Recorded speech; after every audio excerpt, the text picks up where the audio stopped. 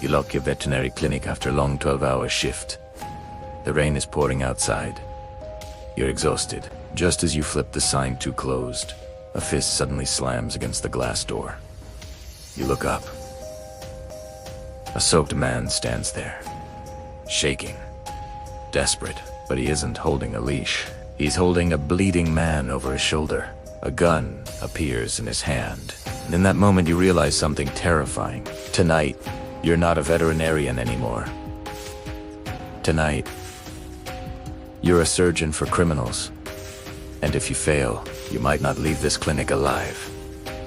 Story begins. You tie the final knot on a bandage around the golden retriever's paw. The dog wags its tail happily. Mrs. Higgins smiles and thanks you for staying late. She hands you a check and walks the dog out into the rainy night.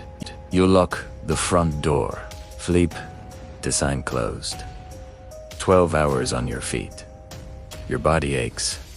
You just want to go home. Then, bang. A fist hits the glass door. You look up.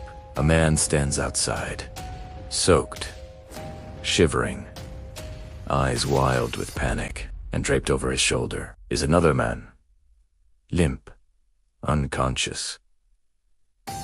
One arm dangling, the other pressing a red towel against his stomach. The towel is completely soaked. You can see it dripping onto the sidewalk. Mixing with the rain, you shake your head and point down the street. The hospital is 4 blocks away. They have real doctors. I'm just a veterinarian. But the man doesn't move. Instead, he slowly pulls a pistol from his jacket and taps it against the glass. Once. Twice. You unlock the door. Chaos in the clinic. They stumble inside. Your quiet clinic instantly becomes chaos. Mud on the floor, rainwater pooling by the door, and blood. A long red trail across your clean tiles. You help lift the injured man onto the exam table. It's a bullet wound. Your stomach tightens. You tell the gunman the truth. You fix broken paws. You remove ticks. You do not do this. The gunman doesn't care. He stares at you and says only 3 words. Fix him. Now, you understand exactly what that means. Fix him. Or join him. Impossible surgery. You look at the wound, then your cabinets. You don't have human medicine. You don't have the right tools. But you have to try. You grab a tranquilizer meant for horses, strong enough to drop a 1,000-pound animal in seconds. You calculate the dosage in your head. Too little, and he wakes up screaming. Too much, and his heart stops. Your hands tremble. You inject Italiano, the man groans. His eyes roll back. His body goes limp.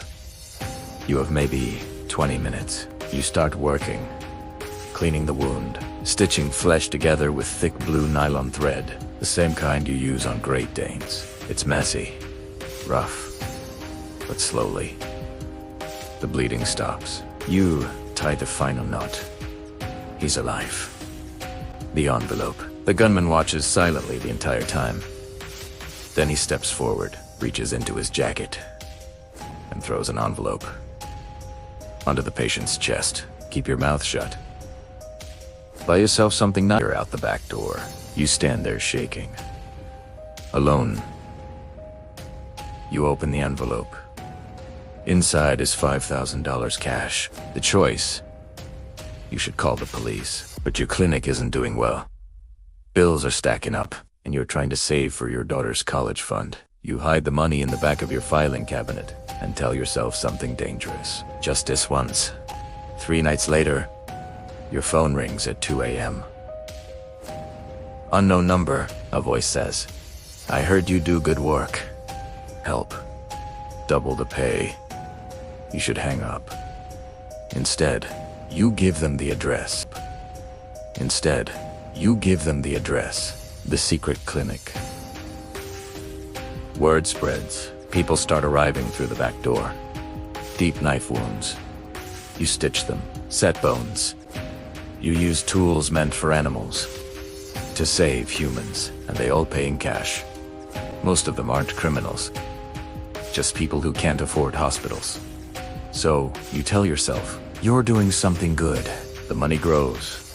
3 months pass. You make more money than the last 2 years combined. Your filing cabinet is packed with envelopes. You pay your daughter's tuition, buy new equipment. You begin to feel something dangerous. Confidence. And that's when everything goes wrong. The kidnapping. One night you walk into the back parking lot. A black van sits in the shadows. Too late. 2 men grab you. A bag goes over your head. You're thrown inside. The crime lord. When the bag finally comes off, you're in a surgical room. Bright.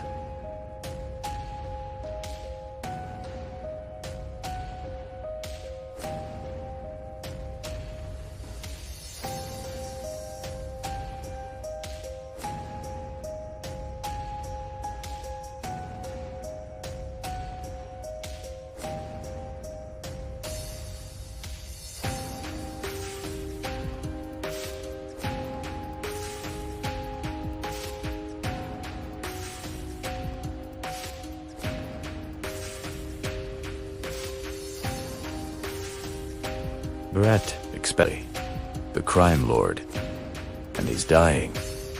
Internal bleeding. They want you to save him. You hesitate. You could let him die, but then you think about your daughter. You begin the surgery. Hours pass. Sweat burns your eyes. But finally, you close the final stitch. The crime lord survives. The twist. You ask for a ride home. The glass walls turn white. The door locks. You are trapped. The crime lord opens his eyes. Smiles. You saved my life. I've been looking for someone like you. You whisper? No. You have a daughter. A life. He shakes his head. She'll be taken care of. You belong to me now. Ending. You look at the locked door. The silent room. The man you saved. And suddenly you understand the truth. The gun. The envelope. The choice you thought you made. It was never a choice. You spent your life saving animals. Now, you've become one.